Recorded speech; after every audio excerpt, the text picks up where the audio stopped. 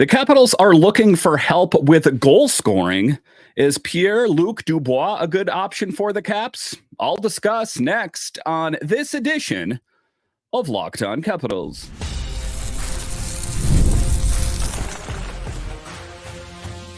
Your Locked On Capitals, your daily podcast on the Washington Capitals, part of the Locked On Podcast Network, your team every day. Well, hello and welcome into this edition of Locked On Capitals. I'm so glad you decided to join me today. As always, this podcast is free and available on all the major platforms, including the SiriusXM app and on YouTube. And I want to thank you for making this your first listen each and every day. My name is Dan Holme. I've covered the Capitals for the last 3 seasons for Locked On. I covered it before on various other outlets, and I'm also the host of the Capitals Minute Cast, a weekly podcast available wherever you find your podcasts. You can find me on Twitter. It's at DanCaps218. You can find the show on Twitter. It's at Locked On Caps. And the best way that you can help grow the show is to subscribe to Locked On Capitals on YouTube and comment anything down below. Today's episode is brought to you by Game Time. Download the Game Time app, create an account, and use code LOCKEDONNHL for $20 off your first purchase. Terms apply. All right, welcome into this edition of Locked On Capitals, part of the Locked On Podcast Network, your team every day.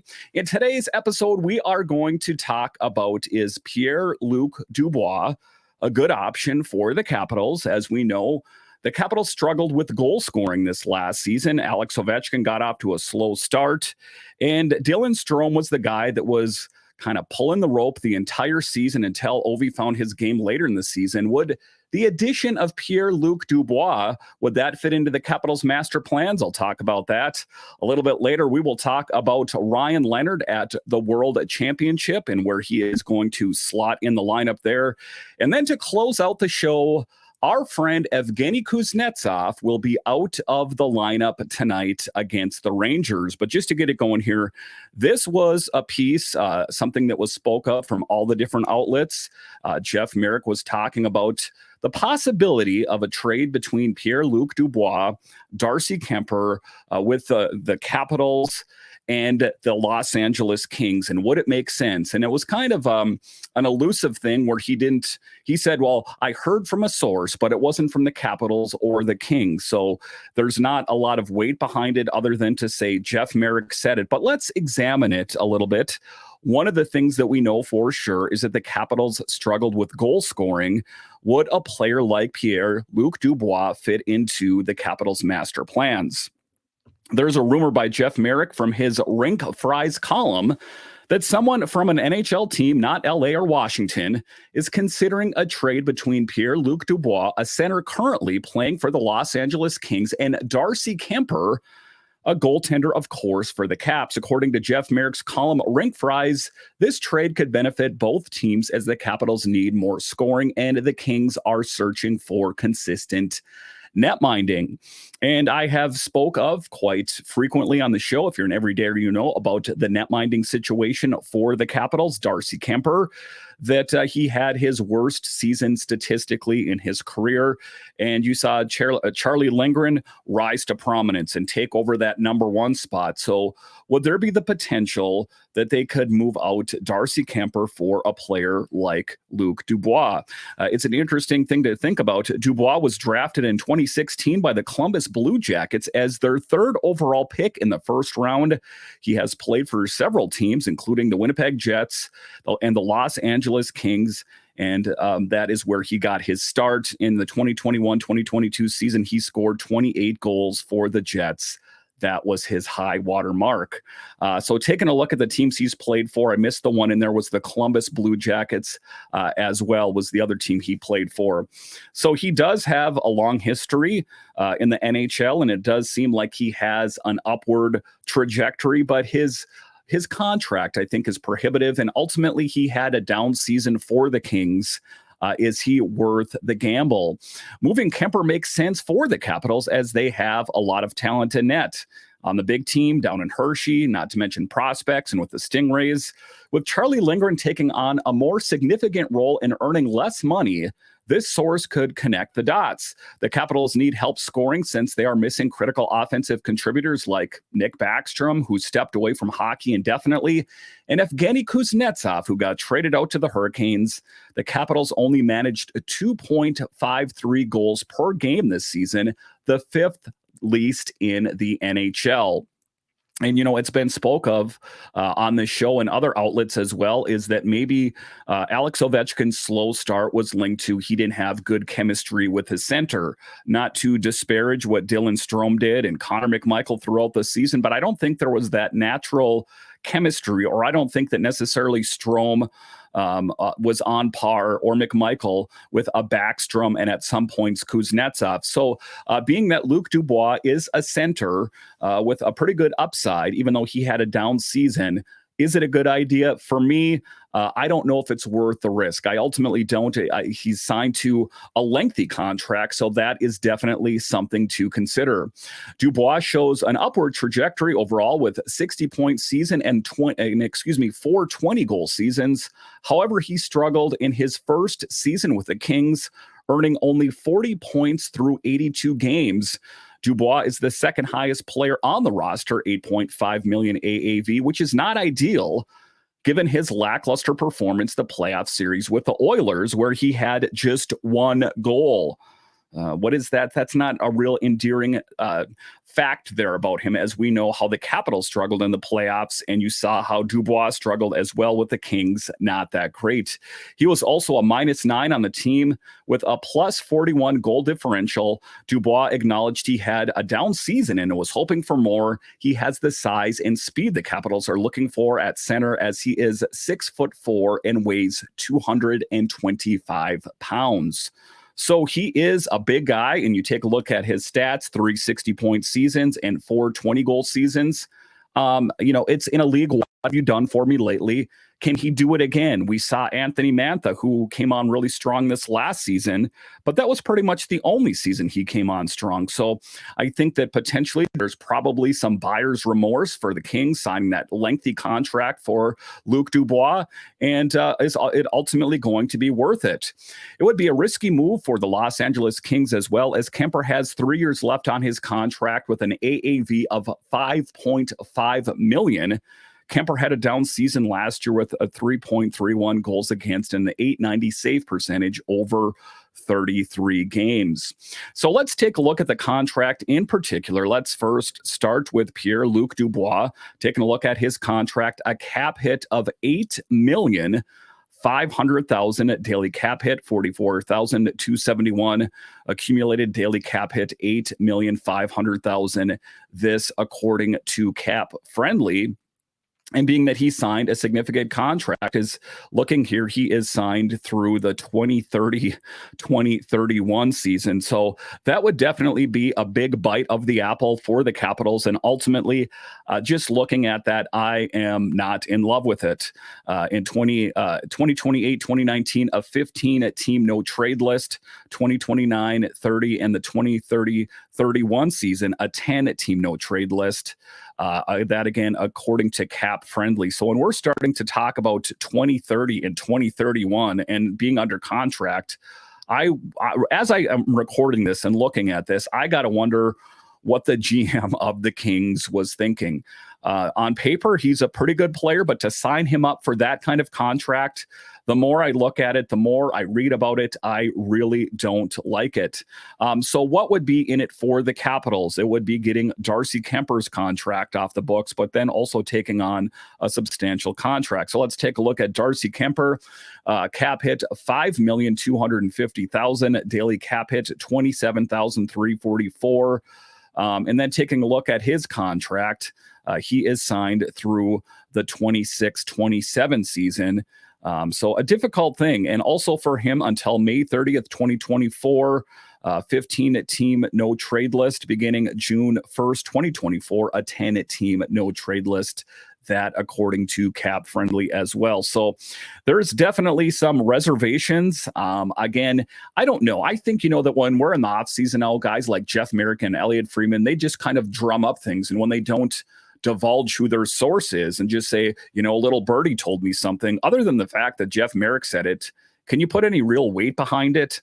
So it's an interesting thing. I don't think that would really benefit the Kings. I don't think that would really benefit the Capitals.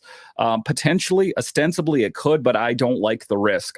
If I'm going to shell out that kind of money, I would want a little bit more guarantees, like this guy that I'm signing has the potential of being a better player and not such a lengthy contract. That, for me, scares me quite a bit.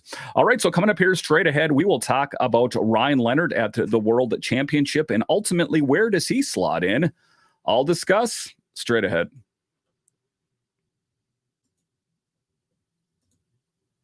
Game Time is an authorized ticket marketplace of the NBA, which makes getting playoff tickets even faster and easier. Prices on Game Time actually go down closer to the tip-off with killer last-minute deals, all-in prices and views from your seat and their lowest price guarantee. Game Time takes the guesswork out of buying NBA tickets. And it's not just the NBA, it's Major League Baseball as well. So say you are going to an NBA championship game or say you're going to a Nationals game, tickets also get cheaper closer to the first pitch. It's a busy life out there, and sometimes you don't have time to get tickets until the last moment. Thankfully, there is Game Time where they take the confusion out of buying tickets. That is what we love about Game Time. So take the guesswork out of buying NBA tickets and MLB tickets with Game Time. Download the Game Time app, create an account, and use code LOCKEDONNHL for $20 off your first purchase.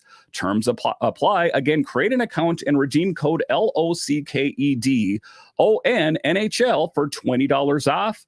Download Game Time today. Last minute tickets, lowest prices guaranteed. There is no I in team, but there is one in Indeed, and that is the hiring platform where you need to build yours. When you're hiring, you need Indeed. Indeed is the hiring platform where you can attract, interview, and hire all in one place. Instead of spending hours on multiple job sites searching for candidates with the right skills, Indeed's a powerful hiring platform that can help you do it all. We streamline hiring with powerful tools that find your matched candidates. And let's talk about it here for a moment. If you are in the business of HR, you're involved in hiring, take all the headache out of hiring. When you have resources nowadays like Indeed makes it that much more easy. So start hiring now with a $75 sponsored job credit to upgrade your job post at Indeed.com/locked-on. Offer good for a limited time. Claim your $75 credit now at Indeed.com/locked-on. One more time, Indeed.com/locked-on. Terms and conditions apply. Need to hire?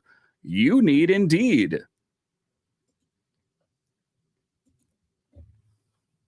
All right, welcome back into this edition of Locked On Capitals, part of the Locked On Podcast Network, your team every day. So Ryan Leonard is the guy that the Capitals are longing to see in a Capitals jersey during the regular season. But what did we find out? Bad news.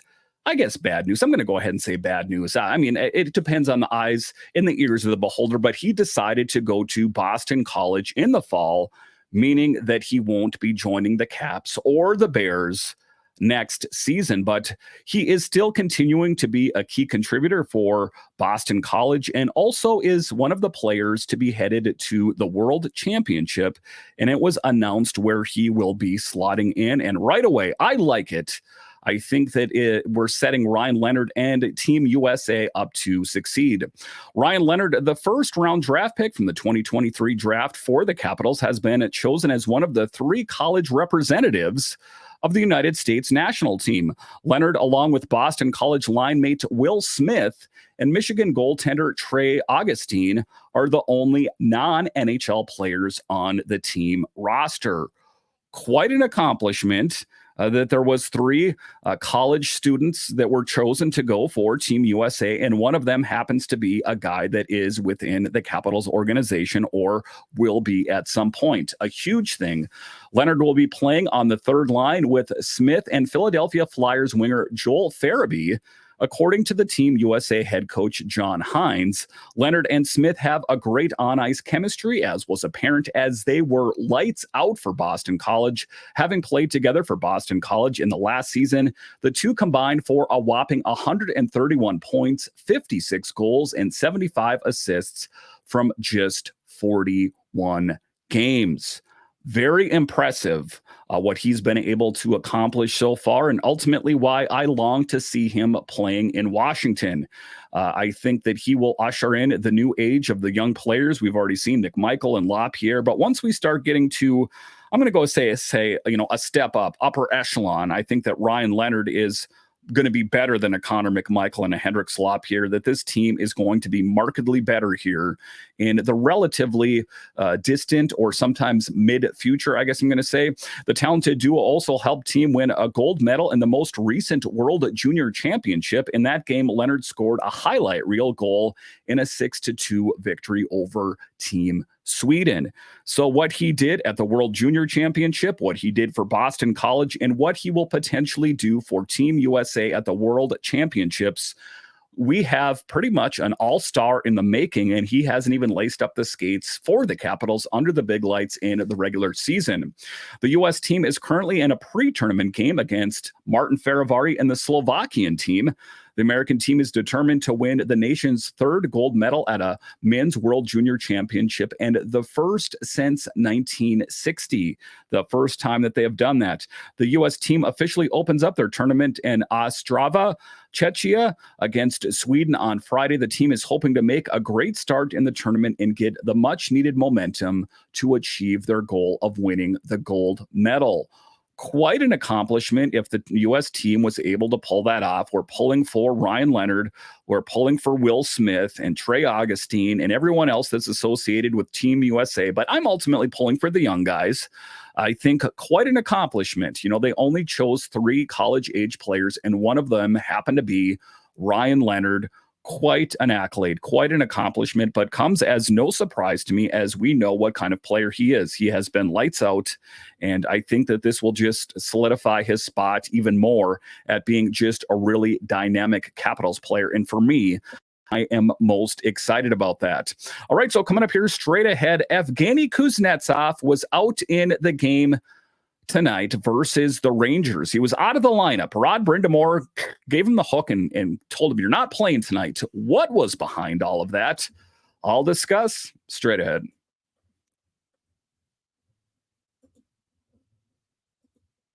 All right, game off. We got to pause here to talk more about Monopoly Go. I know what you're saying. Flag on the play. You already talked about that, but there is just so much good stuff in this game. I really love it. In Monopoly Go, you can team up with your friends for timed tournaments where you work together to build up each other's boards. The more you win together, the more awesome prizes you unlock, and there's so much to get. Unique stickers you can trade with friends to complete albums for big prizes, cool new playing pieces to travel the boards with, hilarious emojis for taunting friends when you smash their buildings or heist their vaults. Plus, Monopoly Go's feels new and exciting every day with constantly changing tournaments and challenges. A ton include their own unique mini games like digging for treasure or a robot machine, and there's always new timed events that help you win big, like massive multipliers for everything you win or rent frenzies. There's always something fun to discover in Monopoly Go, so get out and off the bench and go to and check out Monopoly Go, now available on the Google Play or App Store. Game on. All right, welcome back into this edition of Locked On Capitals, part of the Locked On Podcast Network, your team every day. So Evgeny Kuznetsov was out of the lineup for the Rangers tonight as the Hurricanes took on the Rangers, and quite a thing. There was a lot of promise, and, you take a look at what Evgeny Kuznetsov has done since he has left the Capitals for the Hurricanes.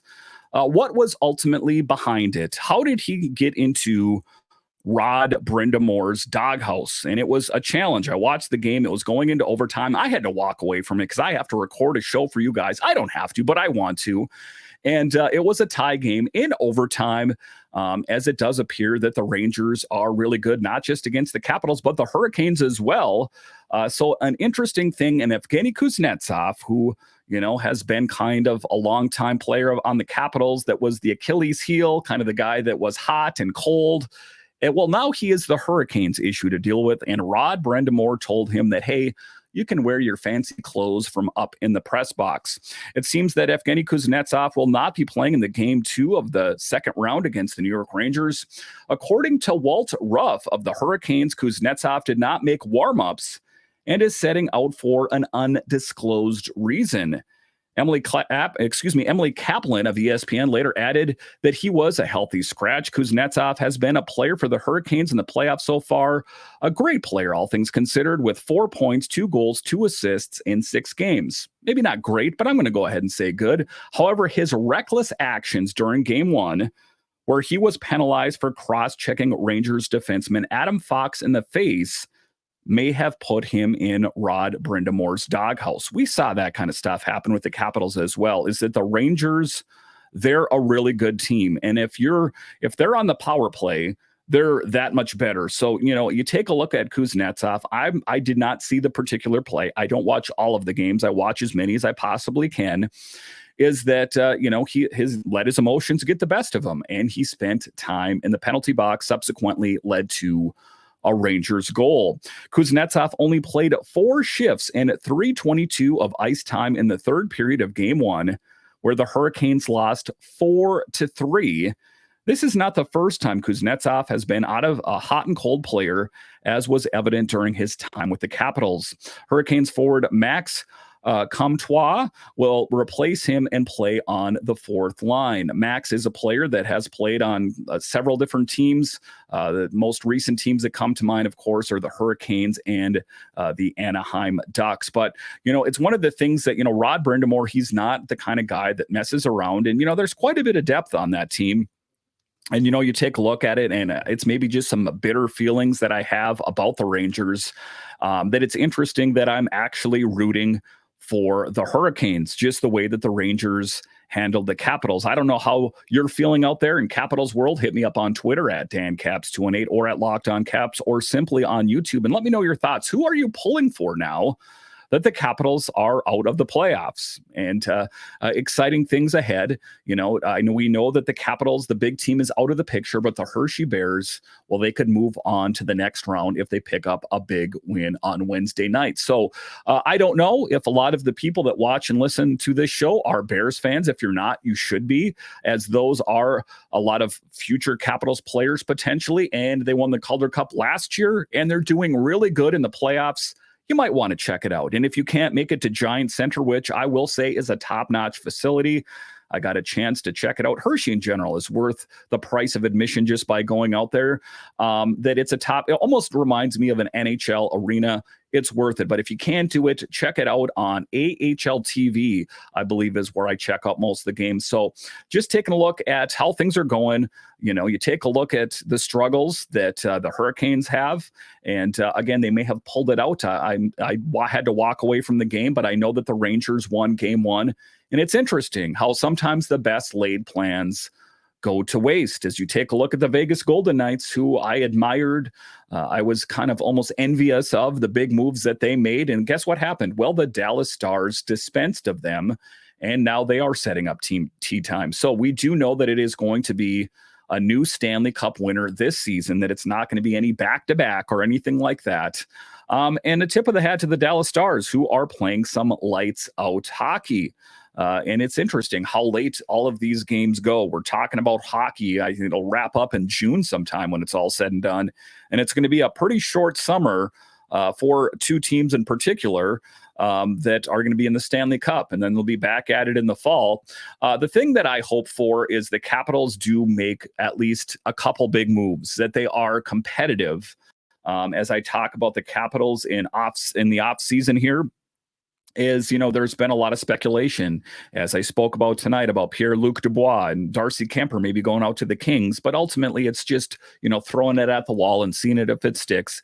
It just holds a little bit of weight because Jeff Marek said it. But is there the big piece out there? I've heard people talk about Mitch Marner. I've heard about different players like that. That would be quite a big thing. And that's what I want. I want to come to you guys here in this, not too distant future and talk to you about, can you guys believe Brian McClellan signed X big name player to a contract? And wow, I cannot wait for the fall to get here and see what they look like out on the ice. That's what I'm hoping for.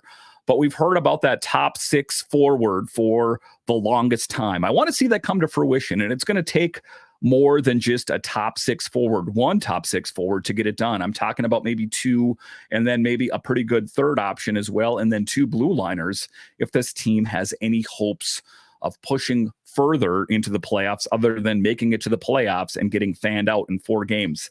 That is not what I want to see next season.